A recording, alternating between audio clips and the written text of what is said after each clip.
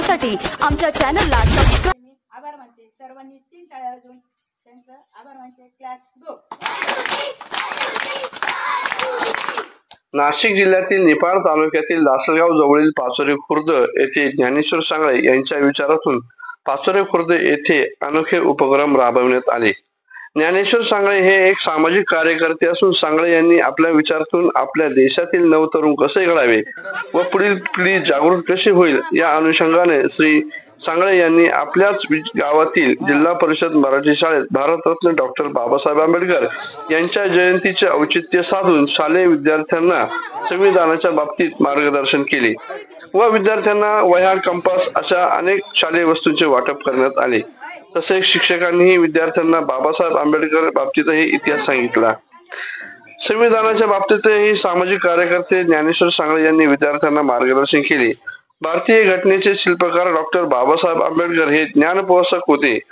ज्ञान ही शक्ती आहे यावर त्यांचा विश्वास होता। यावर त्यांनी समाजाला सांगितले की शिक्षण हे वाघिणीचे दूध आहे, हे दूध जो पेल तो गुरगुरल्याशिवाय राहणार नाही, असे अनेक प्रकारचे मार्गदर्शन सामाजिक कार्यकर्ते ज्ञानेश्वर सांगळे यांनी नवीन पिढीला दिले। प्रतिनिधी यवन न्यूज महाराष्ट्र, नाशिक।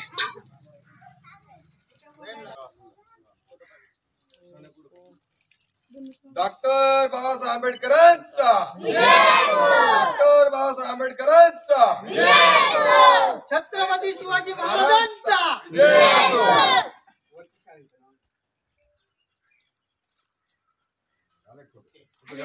जय हिंद, जय महाराष्ट्र।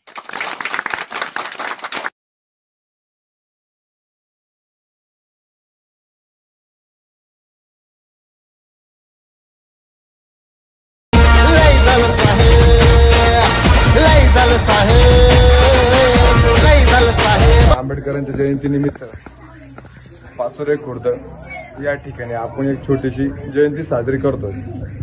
झडपी शाळेचे विद्यार्थी आहे, चौथी ते पहिली पर्यंत ते विद्यार्थी आहे। संख्या कमी आहे कारण की प्रायव्हेट शाळा जास्त झालेल्या आहे, लोकांच्या भावना उडत चालल्या आहे झडपी शाळेतून किंवा सरकारी शाळेतून। डॉक्टर बाबासाहेब आंबेडकरांनी सुरुवात ह्याच शाळेतून केली आहे आणि आज आपण 3च्या एका सही आणि 3 संविधानाच्या जोरावर आज आपण काही करू शकतो। पण काही काळामुळे आणि काही पक्षांच्या, काही आमदारांच्या, काही मंत्र्यांच्या त्यांच्या फायद्यासाठी करताना आपल्याला दिसत आहे।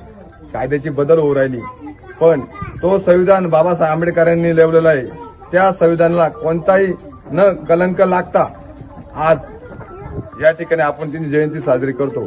कायद्यापुढे झुकायला लागतं। याचं कारण असं की बाबासाहेबांना समान कायदा सगळ्यांना काढलेला आहे। तो कायदा पंडित बी असो किंवा अधिकारी असो किंवा सामान्य माणूस प्रत्येकाला बोलण्याचा अधिकार दिलेला आहे।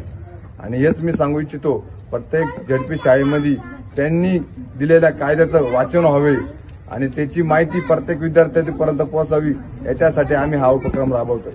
आज हरिणाचा उपक्रम राबवायला सुरुवात केली आहे, त्याचे आपण स्वागत करू। बोला। डॉक्टर बाबासाहेबांचा जे काही केलंय बाबासाहेबांनी ते कोणीच करू शकत नाही आणि ते फक्त आमच्यासाठी केलं असं काही नाही।